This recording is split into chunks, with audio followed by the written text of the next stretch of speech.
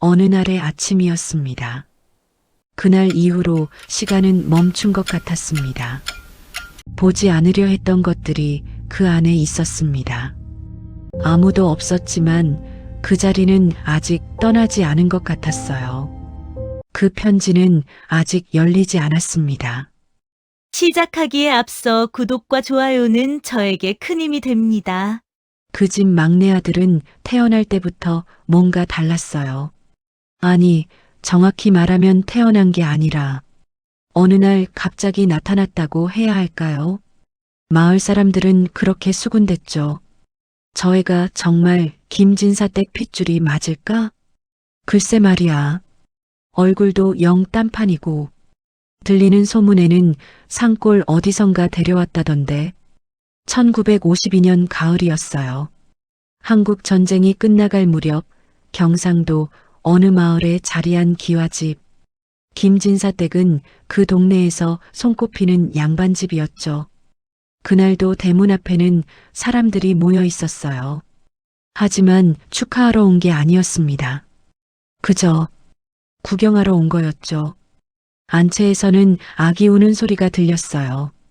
하지만 이상하게도 김진사 부인의 목소리는 들리지 않았습니다. 산모라면 당연히 있어야 할 그 방에 부인은 없었어요. 마님께서는 어디 가셨대요? 친정에 계시다잖아. 벌써 석 달째. 아니, 그럼 저 애는 누가? 사람들의 속삭임은 점점 커졌어요. 머슴 하나가 황급히 뛰어나오더니 우물가로 달려갔습니다. 물을 길어오는 그의 손이 부들부들 떨리고 있었죠. 저것 봐라. 뭔가 심상치 않아. 해가 지고 어둠이 내렸어요.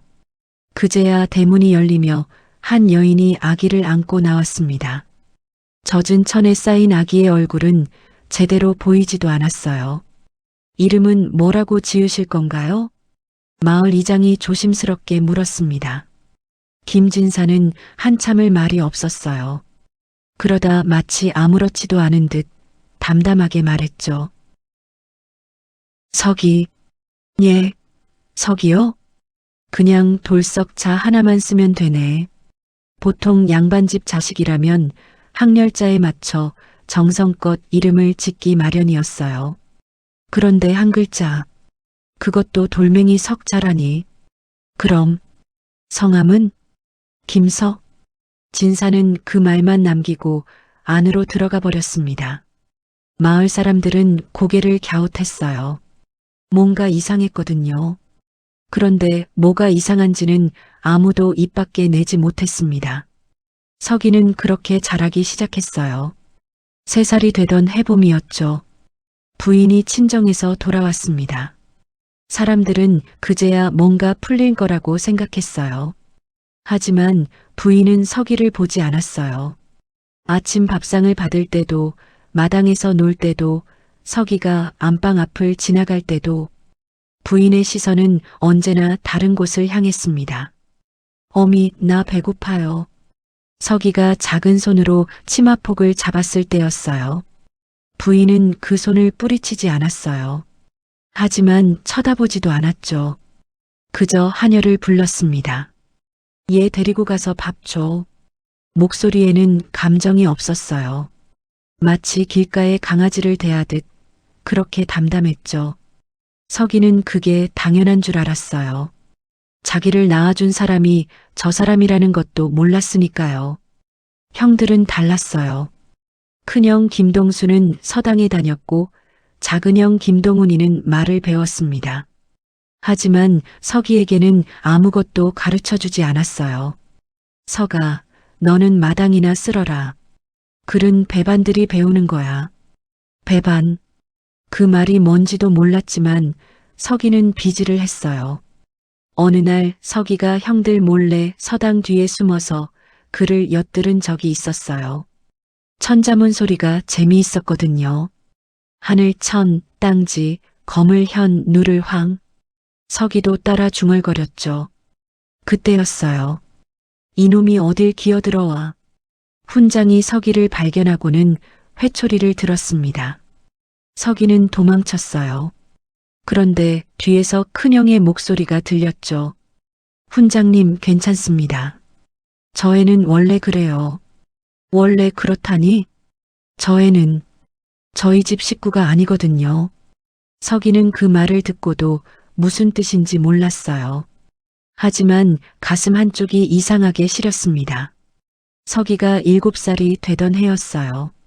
마을에 잔치가 열렸습니다. 큰형 동수의 관례식이었죠. 온 동네 사람들이 모여들었고 집안은 그 어느 때보다 화려했어요. 김진사 댁 큰아드님 정말 잘생겼구만. 글씨도 수려하다던데. 과거 보면 금방 붙을 거야. 칭찬이 끊이지 않았어요. 서기는 사랑채 뒤편 구석에 쪼그리고 앉아 있었습니다. 하녀가 몰래 갖다 준 떡 한 조각을 손에 쥐고 있었죠. 넌 앞마당에 나오지 마라. 손님들 눈에 띄면 안 돼. 아침 일찍 진사가 그렇게 말했거든요. 서기는 고개를 끄덕였어요. 왜 안 되는지는 몰랐지만 그냥 그러라니까 그러는 거였죠. 마당에서는 음악 소리가 울려 퍼졌어요. 서기는 담벼락 틈새로 살짝 고개를 내밀었습니다. 큰형이 새 옷을 입고 서 있었어요. 진사는 큰형의 어깨에 손을 올리며 뭐라 말하고 있었죠. 서기는 그 모습을 한참 바라봤어요. 저렇게 웃는 얼굴 나는 본 적이 없는데. 그때였습니다. 서기 너 거기서 뭐하냐? 작은 형 동훈이가 서기를 발견했어요. 서기는 화들짝 놀라 뒤로 물러섰죠. 형, 나는 그냥 들어가 있으라고 했잖아. 왜 자꾸 기어나와? 동훈이는 짜증스러운 표정으로 서기를 노려봤어요.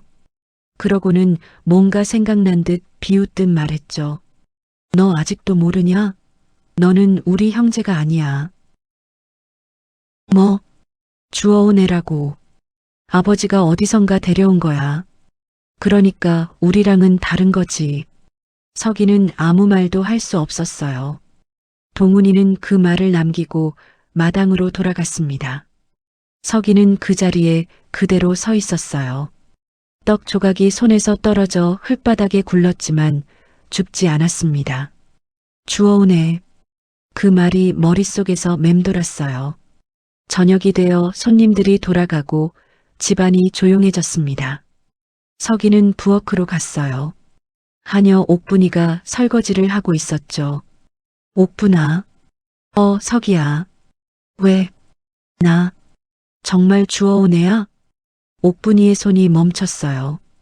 그녀는 서기를 바라봤습니다. 눈빛이 흔들렸죠. 누가 그런 소리를 했니? 작은 형이 그랬어. 나는 여기 식구가 아니라고. 옥분이는 한숨을 쉬었어요. 그러고는 서기를 끌어안았습니다. 서가, 그런 말 신경 쓰지 마. 넌 여기서 자랐잖아. 그럼 거짓말이야? 나도 형들처럼 이 집 자식이야? 그건 옥분이는 말을 잇지 못했어요. 그녀도 정확히는 몰랐거든요.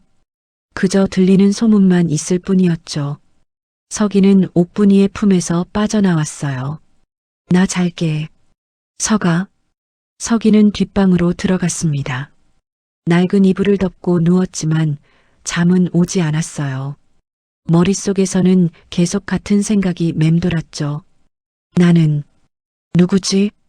다음 날 아침이었어요. 서기는 일찍 일어나 마당을 쓸고 있었습니다. 그때 사랑채 문이 열리며 진사가 나왔어요. 서기는 비를 멈추고 절을 했습니다. 아버님, 안녕히 주무셨습니까? 진사는 서기를 봤어요. 그리고는 아무 말 없이 지나쳤죠. 서기는 그 뒷모습을 바라봤습니다. 저 사람은 정말 내 아버지가 맞을까? 그런데 이상한 일이 있었어요. 진사의 걸음이 잠시 멈칫했습니다. 마치 뭔가 말하려는 것처럼. 하지만 결국 아무 말도 하지 않고 사랑채로 들어가 버렸죠.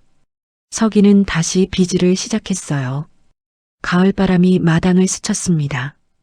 낙엽이 떨어졌고 서기는 그걸 쓸어 담았어요.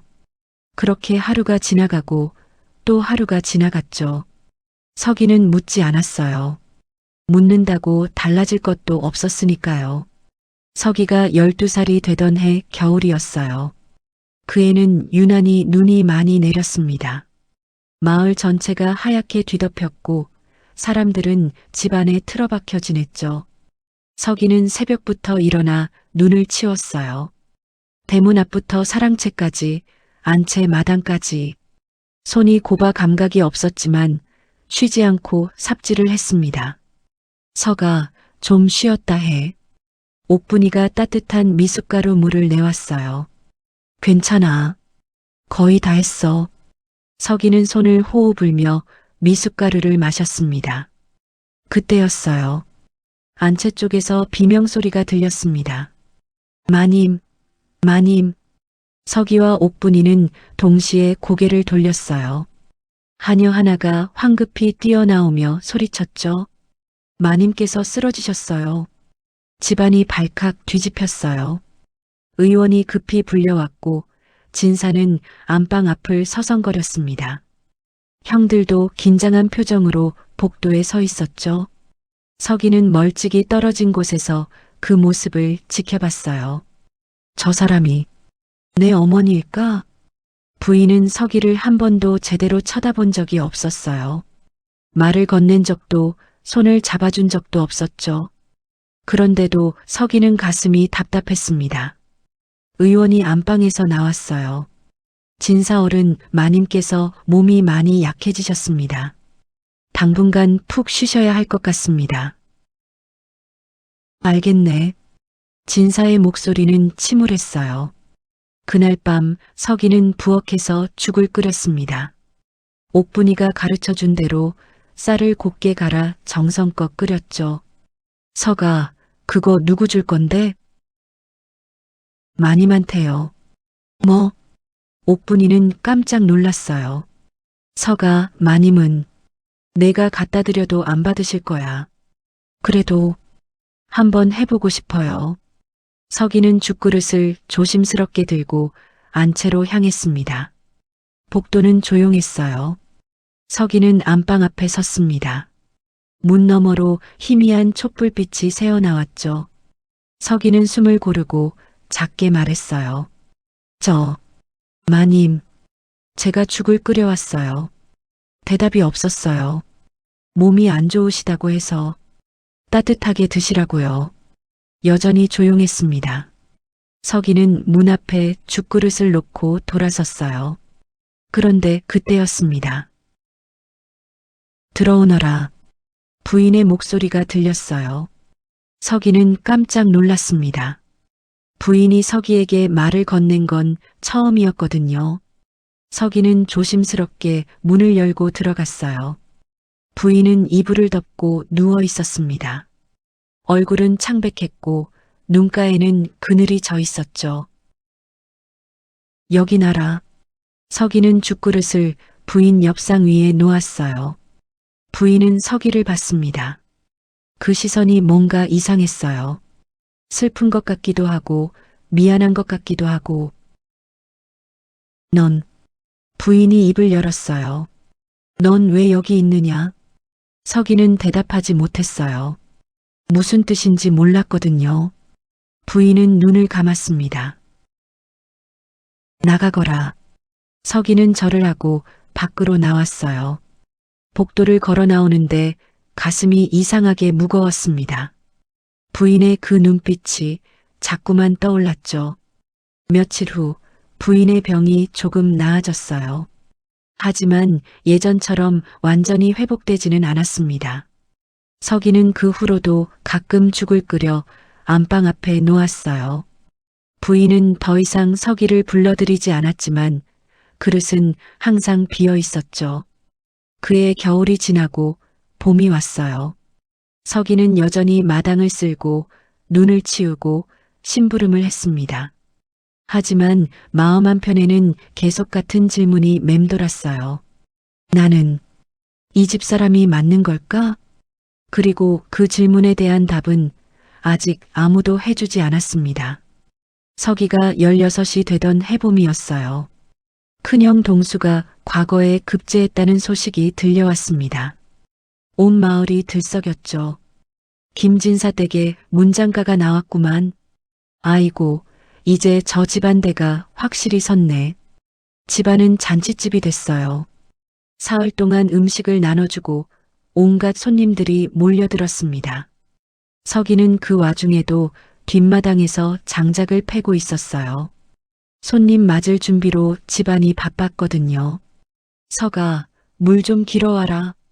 서가, 여기 장작 더 필요해. 서기는 하루 종일 뛰어다녔습니다. 땀이 등줄기를 타고 흘렀지만 쉴 틈이 없었어요. 해가 질 무렵이었죠. 사랑채에서 웃음소리가 들렸습니다. 서기는 땔감을 안고 지나가다 문득 발걸음을 멈췄어요. 문틈 사이로 보이는 풍경, 진사가 큰형의 어깨를 두드리고 있었어요. 그 얼굴에는 자랑스러움이 가득했죠. 내가 우리 집안의 기둥이다. 알겠지? 예, 아버님. 앞으로 더 큰 사람이 되거라. 서기는 그 모습을 한참 바라봤어요.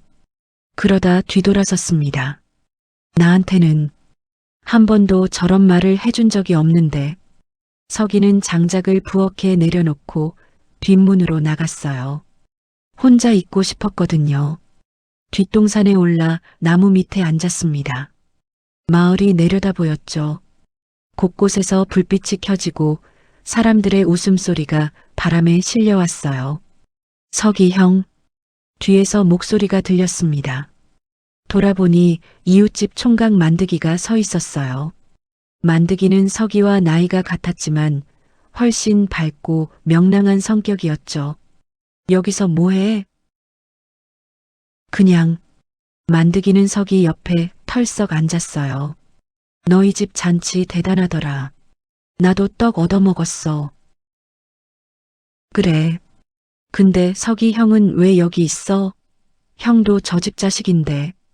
서기는 쓴웃음을 지었어요. 나는 자식이 아니야. 뭔 소리야? 주워온 애라잖아. 다들 그렇게 말해. 만드기는 잠시 말이 없었어요. 그러다 진지하게 말했죠. 그게 뭐 어때서? 응? 주워온 애든 낳은 애든 지금 여기서 같이 사는 건 똑같잖아. 그럼 가족 아니야? 서기는 만드기를 봤어요. 그런 간단한 문제가 아니야. 왜 간단하지 않아? 어른들이 복잡하게 만드는 거지. 만드기는 웃으며 서기의 어깨를 툭 쳤습니다. 서기 형은 착하잖아. 그것만으로도 충분해. 서기는 아무 말도 하지 못했어요. 만드기의 말이 따뜻했지만 왠지 더 슬펐거든요. 그날 밤 서기는 뒷방에 돌아와 누웠습니다. 창문으로 달빛이 들어왔어요. 서기는 천장을 바라보며 생각했죠. 착한 건 충분한 게 아닌가 봐. 그리고 그 생각은 틀리지 않았습니다. 서기가 20살이 되던 해였어요. 작은 형 동훈이가 장가를 들었습니다. 신부는 이웃 고을 양반집 딸이었죠. 혼례식 날 집안은 화려하게 꾸며졌어요. 붉은 천이 대청마루에 드리워지고 온갖 음식이 준비됐습니다. 서기는 그날도 뒤에서 일했어요. 손님 접대, 짐 나르기, 설거지까지 하루 종일 쉴 틈이 없었죠. 혼례가 끝나고 저녁 무렵이었어요. 서기는 부엌에서 마지막 설거지를 하고 있었습니다. 그때 동훈이가 신부와 함께 마루를 거닐고 있는 모습이 보였어요. 둘은 손을 잡고 웃고 있었어요. 행복해 보였죠. 서기는 고개를 돌렸습니다. 나도 언젠가 저럴 수 있을까? 그런 생각을 한 적이 없었거든요. 서기에게는 그런 미래가 허락되지 않을 것 같았으니까요. 며칠 후였어요. 진사가 서기를 불렀습니다. 서가, 이리 와봐라. 서기는 사랑채로 갔어요. 진사는 책상 앞에 앉아 있었죠. 이제 내 나이도 20이 됐으니 장가를 보내야겠구나. 서기는 깜짝 놀랐어요. 예, 이웃 마을에 괜찮은 집이 있어. 마리오 같네. 그런데 저한테요? 진사는 서기를 봤습니다. 그 눈빛이 뭔가 복잡했어요. 그래, 내게도 짝이 필요하지 않겠느냐. 서기는 믿을 수가 없었어요. 자신에게 혼처를 알아봐 준다니. 감사합니다, 아버님. 진사는 고개를 끄덕였습니다. 하지만 표정은 여전히 어두웠어요. 그날 이후 서기는 설렜습니다. 처음으로 무언가를 기대하게 됐거든요. 하지만 일주일 후였어요. 서가, 진사가 다시 서기를 불렀습니다. 이번에는 표정이 더 심각했죠. 혼처가 깨졌다. 예, 상대 집에서 거절했네. 서기는 가슴이 철렁 내려앉았어요. 왜 그런 겁니까? 진사는 한참을 말이 없었어요. 그러다 한숨을 쉬며 말했죠. 내가 서자라는 소문 때문이다. 서자요? 아니, 그보다 더한 소문도 있더구나.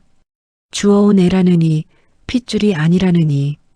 서기는 말문이 막혔어요. 그런 소문은 사실입니까? 진사는 서기를 똑바로 봤습니다. 중요한 게 아니다. 중요한 게 아니라뇨? 어차피 내가 이 집에서 자란 건 사실이니까. 서기는 진사의 그 말이 이해되지 않았어요. 그럼 저는 정말 아버님의 자식이 아닌 겁니까? 진사는 대답하지 않았어요. 그저 손을 내저었죠. 나가봐라. 아버님, 나가라고 했다. 진사의 목소리가 커졌어요. 서기는 그 자리에 서 있었지만 더 이상 물을 수가 없었습니다. 서기는 사랑채를 나왔어요. 복도를 걸어 나오는데 다리에 힘이 없었습니다. 중요한 게 아니라니.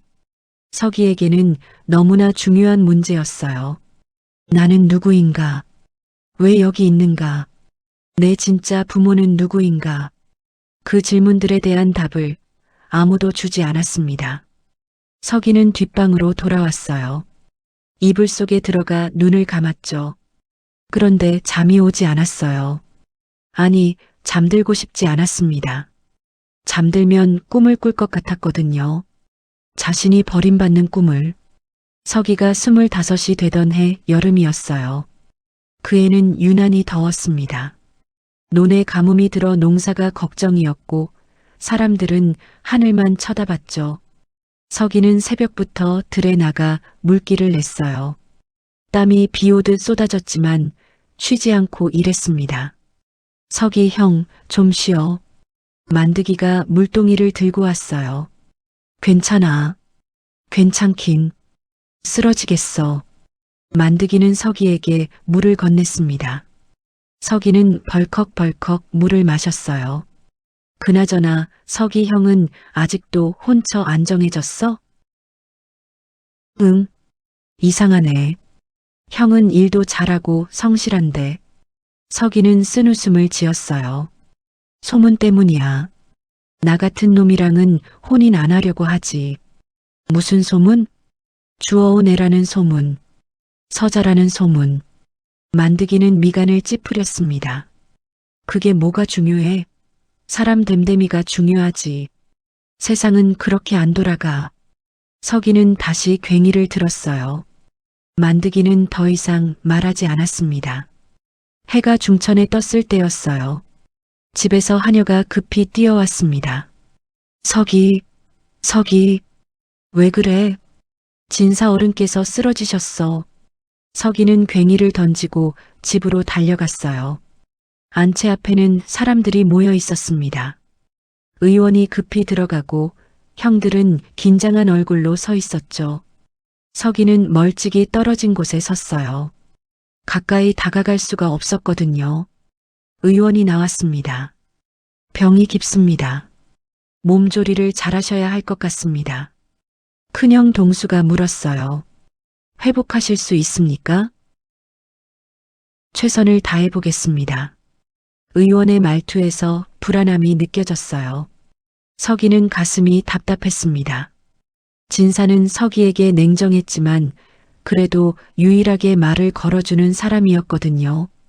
그마저 없어진다면. 며칠이 지났어요. 진사의 병은 나아지지 않았습니다. 오히려 더 악화됐죠. 서기는 매일 안채 앞을 서성거렸어요. 들어가지는 못했지만 그냥 가까이 있고 싶었거든요. 어느 날 밤이었어요. 서기가 마당을 걷고 있는데 안방 불빛이 보였습니다. 창문 사이로 사람들의 그림자가 비쳤어요. 형들과 부인이 진사 곁에 앉아 있었죠. 서기는 그 모습을 한참 바라봤어요. 나는 저 자리에 없구나. 그때였습니다. 안방 문이 열리더니 큰형 동수가 나왔어요. 동수는 서기를 봤습니다. 서가. 형님, 아버님께서 너를 부르신다. 서기는 깜짝 놀랐어요. 저를요? 어서 들어가 봐. 서기는 조심스럽게 안방으로 들어갔습니다. 진사는 이불을 덮고 누워 있었어요. 얼굴은 핏기가 없었고 숨소리는 가늘었죠. 서기는 진사 앞에 무릎을 꿇었습니다. 아버님, 진사는 서기를 봤어요. 그 눈빛이 이상하게 촉촉했습니다. 서가, 예, 아버님. 진사는 손을 들어 서기를 가리켰어요. 무언가 말하려는 듯 했지만 목소리가 나오지 않았습니다. 서기는 진사의 손을 잡았어요. 아버님, 괜찮으실 겁니다. 금방 나으실 거예요. 진사는 고개를 저었습니다. 그러고는 간신히 말했죠. 서가, 미안하구나. 예, 내게 미안하다. 서기는 이해할 수 없었어요. 왜 갑자기 미안하다는 말을 하는 건지. 아버님, 무슨 말씀을. 진사는 서기의 손을 꽉 쥐었습니다. 내가 너를. 하지만 그 말은 끝까지 이어지지 않았어요. 진사의 손에서 힘이 빠졌고 눈이 감겼습니다. 아버님, 서기가 소리쳤지만 진사는 대답하지 않았어요. 의원이 급히 달려왔고 사람들이 안방으로 몰려들었습니다. 서기는 그 와중에 밀려나왔어요. 복도에 서서 안을 바라봤죠. 진사의 마지막 말이 계속 맴돌았습니다. 미안하다. 내가 너를. 무슨 뜻이었을까요? 서기는 알 수 없었어요. 그리고 그날 밤 진사는 세상을 떠났습니다. 진사의 장례식은 사흘간 이어졌어요. 온 마을 사람들이 조문을 왔고 집안은 곡소리로 가득했습니다. 서기는 상주 옷을 입지 못했어요. 형들만 삼배 옷을 입고 영정 앞에 앉았죠. 서기는 뒤편 구석에 서서 문상객들을 맞았습니다. 사람들은 서기를 거들떠보지도 않았어요. 저 애는 누구야? 아, 저 집에서 키운 애래요. 자세한 건 모르겠지만 그렇구만. 서기는 그 수군거림을 들으면서도 아무 말하지 않았어요. 장례를 치르고 사람들이 돌아간 뒤였습니다. 큰형 동수가 서기를 불렀어요. 서가, 잠깐 사랑채로 와봐. 서기는 따라갔습니다. 작은형 동훈이도 함께 있었죠. 동수는 책상 앞에 앉더니 서류 하나를 꺼냈어요. 아버님의 유언장이다. 서기는 가슴이 두근거렸어요. 혹시 나에 대한 이야기가 있을까? 동수는 유언장을 펼쳤습니다. 그리고 읽기 시작했죠. 재산은 동수와 동훈이가 나눠 갖는다. 논밭, 가옥, 전담 모두 둘이서 관리하도록 한다. 서기는 숨을 죽이고 들었어요. 그리고 동수의 목소리가 잠시 멈췄습니다. 서기는 귀를 기울였어요. 별채 한 채와 밭 두 마지기를 준다. 그게 전부였어요. 서기는 고개를 끄덕였습니다. 그래도 뭔가 남겨주셨구나 라고 생각했죠. 하지만 동수의 표정은 여전히 어두웠어요. 서가, 예, 형님. 사실 아버님께서 내게 남기신 게 하나 더 있다. 뭡니까? 동수는 서랍에서 봉투 하나를 꺼냈어요.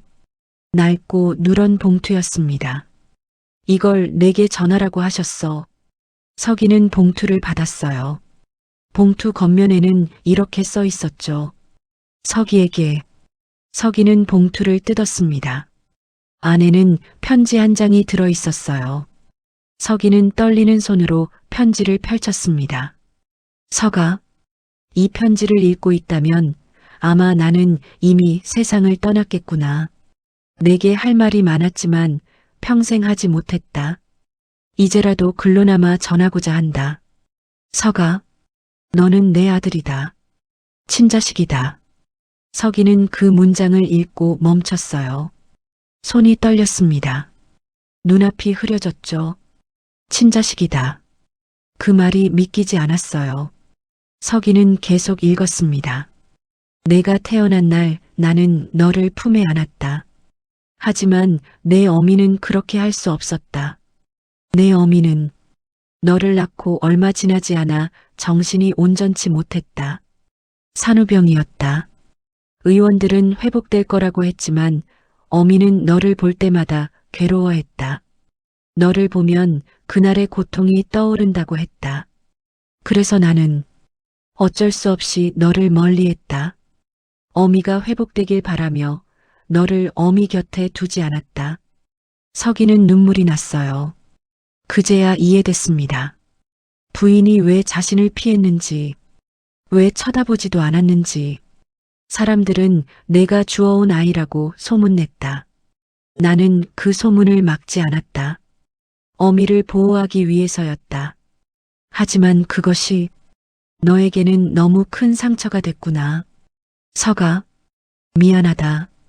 너는 내 아들이었는데 아들로 대하지 못했다. 이 편지가 내게 위로가 될지 모르겠구나. 하지만 이것만은 꼭 알아주길 바란다. 나는 너를 사랑했다. 단 한 번도 너를 남으로 생각한 적이 없었다. 부디 행복하게 살아다오. 마이너스 아버지가. 서기는 편지를 다 읽고 그대로 주저앉았어요. 눈물이 멈추지 않았습니다. 형들은 아무 말 하지 않았어요. 그저 서기 곁에 서 있었죠. 서기는 편지를 가슴에 안았습니다. 나는 친자식이었구나. 평생을 의심하며 살았던 그 질문에 마침내 답을 얻었습니다. 하지만 그 답은 너무 늦게 왔어요. 진사는 이미 세상에 없었고 서기는 더 이상 아버지라고 부를 수 없었습니다. 서기는 울었어요. 한참을 울었습니다. 며칠이 지났어요. 서기는 편지를 품에 넣고 안채로 향했습니다. 부인을 만나야겠다고 생각했거든요. 안방 앞에 섰을 때 서기는 숨을 고르고 문을 두드렸어요. 마님, 저 석입니다. 안에서 기척이 없었어요. 들어가도 될까요? 한참 후 부인의 목소리가 들렸습니다. 들어오너라. 서기는 문을 열고 들어갔어요. 부인은 창가에 앉아 밖을 바라보고 있었습니다. 뒷모습이 쓸쓸해 보였죠. 서기는 부인 앞에 무릎을 꿇었어요. 마님. 무슨 일이냐? 서기는 품에서 편지를 꺼냈습니다. 아버님께서 편지를 남기셨습니다. 부인은 고개를 돌렸어요. 서기의 손에 든 편지를 봤죠. 읽어봤느냐? 예. 그래서 알았느냐? 예. 부인은 눈을 감았습니다. 그러고는 한참을 말이 없었어요. 서기는 조용히 기다렸습니다. 부인이 입을 열었어요. 서가, 예, 어머니. 부인은 그 말에 움찔했어요. 서기가 어머니라고 부른 건 처음이었거든요. 나는 너를 미워한 게 아니었다. 알고 있습니다. 다만 너를 볼 때마다 그날이 떠올랐다. 부인의 목소리가 떨렸어요. 아이를 낳는 고통, 정신을 잃어가던 그 순간들. 너를 보면 그게 생각나서 견딜 수가 없었다. 서기는 아무 말도 하지 않았어요. 그래서 너를 피했다. 너를 멀리했다.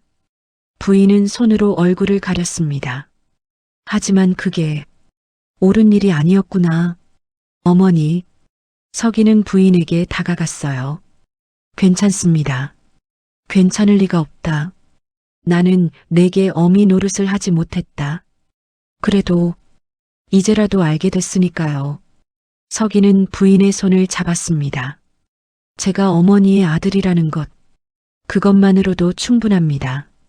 부인은 서기를 봤어요. 그 눈에 눈물이 고여 있었습니다. 서가, 예, 어머니. 미안하구나. 부인은 서기를 끌어안았어요. 서기도 부인을 안았습니다. 둘은 한참을 그렇게 있었어요. 평생을 함께 살면서도 처음으로 나눈 포옹이었습니다. 그날 이후 부인은 달라졌어요. 서기를 부르기 시작했고 밥을 챙겨주기 시작했습니다. 서가, 이거 먹어라. 서가, 오늘은 날이 추우니 옷 두껍게 입어라. 서기는 그 말 한마디 한마디가 낯설었어요. 하지만 기뻤죠. 형들도 서기를 대하는 태도가 조금씩 변했습니다. 서가, 같이 밥 먹자. 서가, 내일 나랑 장에 갈래? 서기는 처음으로 이 집에서 가족이라는 걸 느꼈어요. 너무 늦게 찾아온 가족이었지만 그래도 감사했습니다. 서기가 30이 되던 해봄이었어요. 부인이 서기를 불렀습니다. 서가, 내게 혼처를 알아봤다. 예, 이웃 마을에 좋은 집이 있어. 딸이 하나 있는데 성품이 괜찮다고 하더구나. 서기는 놀랐어요. 어머니께서 직접 알아보신 겁니까? 그럼 내가 내 아들인데 내가 챙겨야지. 부인은 서기의 손을 잡았어요. 이번에는 제대로 된 혼례를 치르자꾸나. 서기는 눈물이 났어요. 감사합니다, 어머니. 그해 가을, 서기는 혼례를 올렸습니다. 신부는 따뜻하고 상냥한 사람이었어요. 서기의 과거를 알고도 개의치 않았죠. 과거가 뭐가 중요해요. 지금의 당신이 좋은걸요.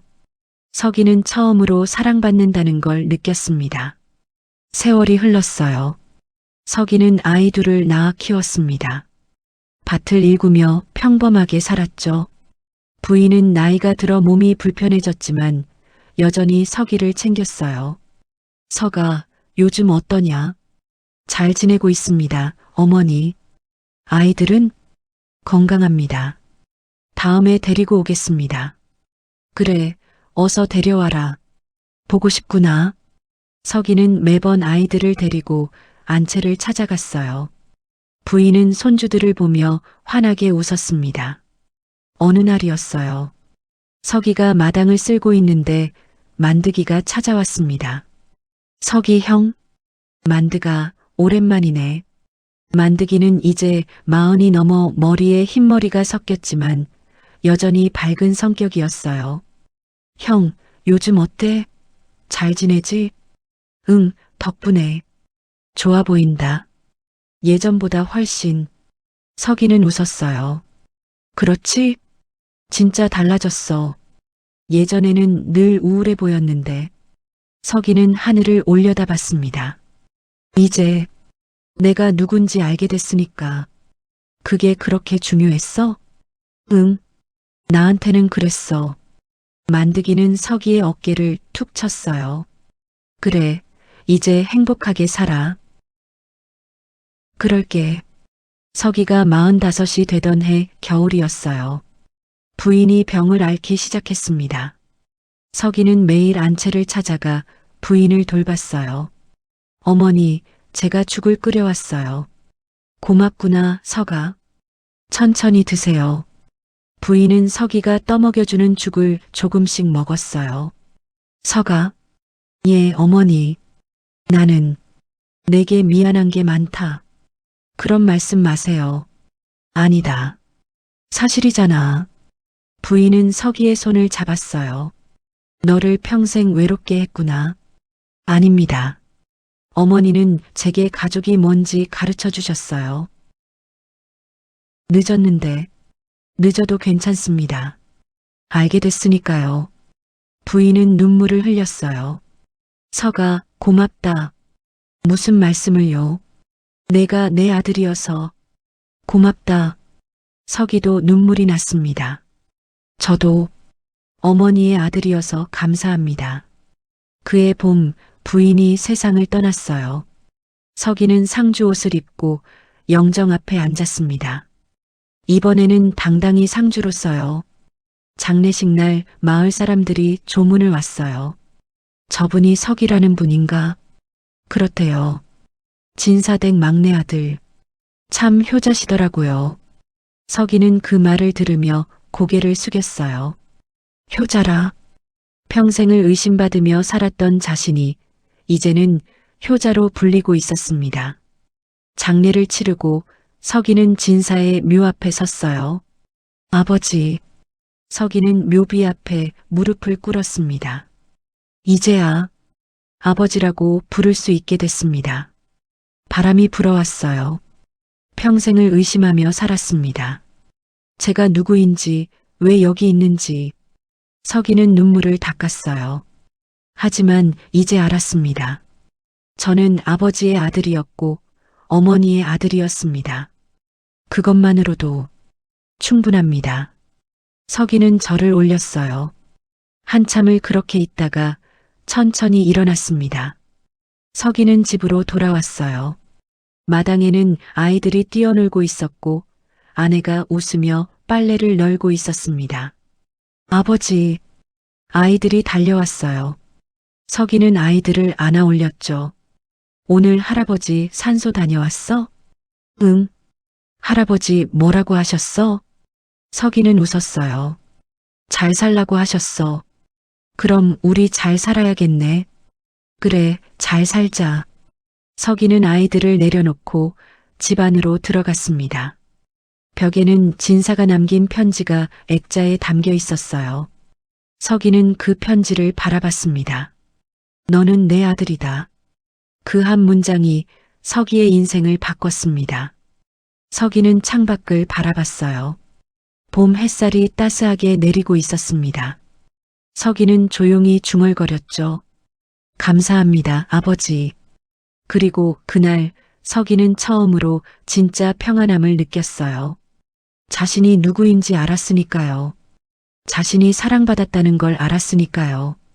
사람은 누구나 자기가 누군지 알고 싶어 합니다. 어디서 왔고 왜 여기 있는지 그 답을 찾기까지는 오랜 시간이 걸릴 수도 있어요. 하지만 중요한 건 결국 답을 찾게 된다는 거죠. 그리고 그 답이 우리를 자유롭게 한다는 겁니다. 서기는 평생을 외로움 속에서 살았지만 마지막에는 사랑을 알게 됐어요. 그것만으로도 그의 인생은 의미가 있었습니다. 서기는 묻지 않았어요. 묻는다고 달라질 것도 없었으니까요.